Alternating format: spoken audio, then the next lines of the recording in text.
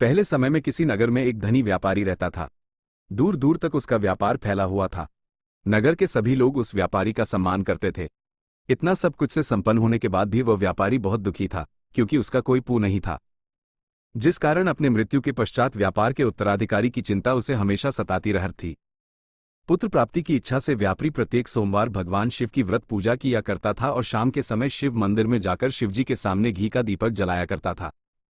उसकी भक्ति देखकर मां पार्वती प्रसन्न हो गई और भगवान शिव से उस व्यापारी की मनोकामना पूर्ण करने का निवेदन किया।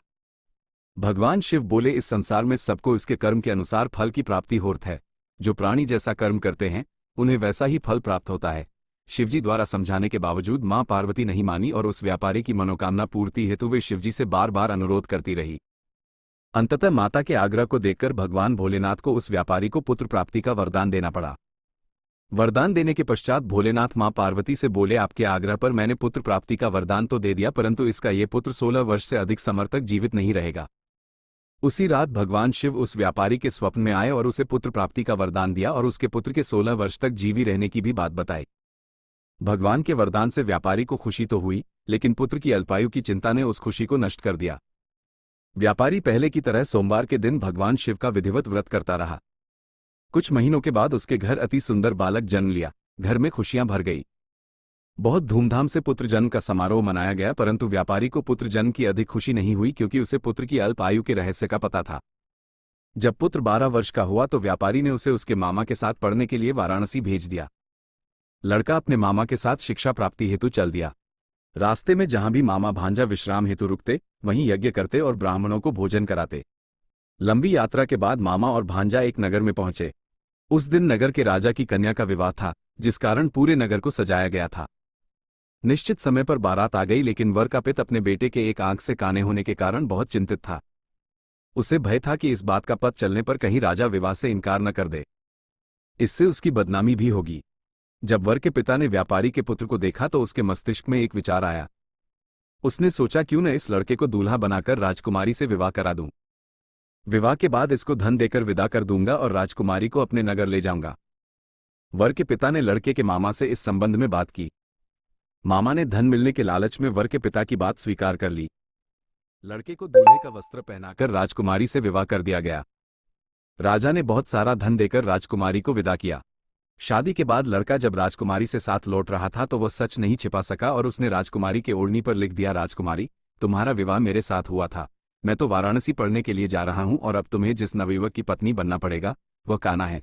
जब राजकुमारी ने अपनी ओढ़नी पर लिखा हुआ पढ़ा तो उसने काने लड़के के साथ जाने से इनकार कर दिया। राजा सब बातें जानकर राजकुमारी को महल में रख लिया। उधर लड़का अपने मामा के साथ वाराणसी पहुंच गया और गुरुकुल में पढ़ना शुरू कर दिया। जब उसकी आयु 16 वर्ष की हुई तो उसने यज्ञ किया। यज्ञ के समाप्ति पर ब्राह्मणों को भोजन कराया और खूब अन्न वस्त्र दान किए।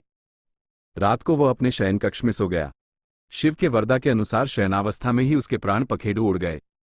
सूर्योदय पर मामा मृत भांजे को देखकर रोने पीटने लगा। आसपास के लोग भी एकत्र होकर दुख प्रकट करने लगे। लड़के के मामा के रोने विलाप करने के स्वर समीप से गुजरते हुए भगवान शिव और माता पार्वती भी सुने। पार्वती ने भगवान से कहा, प्राणनाथ, मुझे इसके रोने के स्वर सहन नहीं हो रहे। आप इस व्यक्ति के कष्ट को अवश्य दूर करें। भगवान शिव ने पार्वती के साथ अदृश्य रूप में समीप जाकर देखा तो भोलेनाथ पार्वती से बोले, ये तो उसी व्यापारी का पुत्र है जिसे मैंने 16 वर्ष की आयु का वरदान दिया था। इसकी आयु पूरी हो गई है। मां पार्वती ने फिर भगवान शिव से निवेदन कर उस बालक को जीवन देने का आग्रह किया। माता पार्वती के आग्रह पर भगवान शिव ने उस लड़के को जीवित होने का वरदान दिया और कुछ ही पल में वो जीवित होकर उठ बैठा।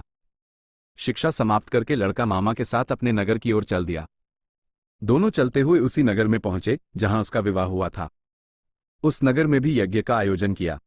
समीप से गुजरते हुए नगर के राजा ने यज्ञ का आयोजन देखा और उसने तुरंत ही लड़के और उसके मामा को पहचान लिया। यज्ञ के समाप्त होने पर राजा मामा और लड़के को महल में ले गया और कुछ दिन उन्हें महल में रखकर बहुत सा धन वस्त्र आदि देकर राजकुमारी के साथ विदा कर दिया। इधर भूखे प्यासे रहकर व्यापारी और उसकी पत्नी बेटे की प्रतीक्षा कर रहे थे। उन्होंने प्रतिज्ञा कर रखी थी कि यदि उन्हें अपने बेटे की मृत्यु का समाचार मिला तो दोनों अपने प्राण त्याग देंगे, परंतु जैसे ही उसने बेटे के जीवित वापस लौटने का समाचार सुना तो वो बहुत प्रसन्न हुआ। वह अपने पत्नी और मित्रों के साथ नगर के द्वार पर पहुंचा। अपने बेटे के विवाह का समाचार सुनकर पुत्रवधू राजकुमारी कन देखकर उसकी खुशी का ठिकाना न रहा। उसी रात भगवान शिव ने व्यापारी के स्वप्न में आकर कहा, हे श्रेष्ठी, मैंने तेरे सोमवार के व्रत करने और व्रत कथा सुनने से प्रसन्न होकर तेरे पुत्र को लंबी आयु प्रदान की है। पुत्र की लंबी आयु जानकर व्यापारी बहुत प्रसन्न हुआ। सोमवार का व्रत करने से व्यापारी के घर में खुशियां लौट आईं। शास्त्रों में लिखा है कि जो स्त्री पुरुष सोमवार का विधिवत व्रत करते और व्रत कथा सुने उनकी सभी इच्छाएं पूरी होती हैं।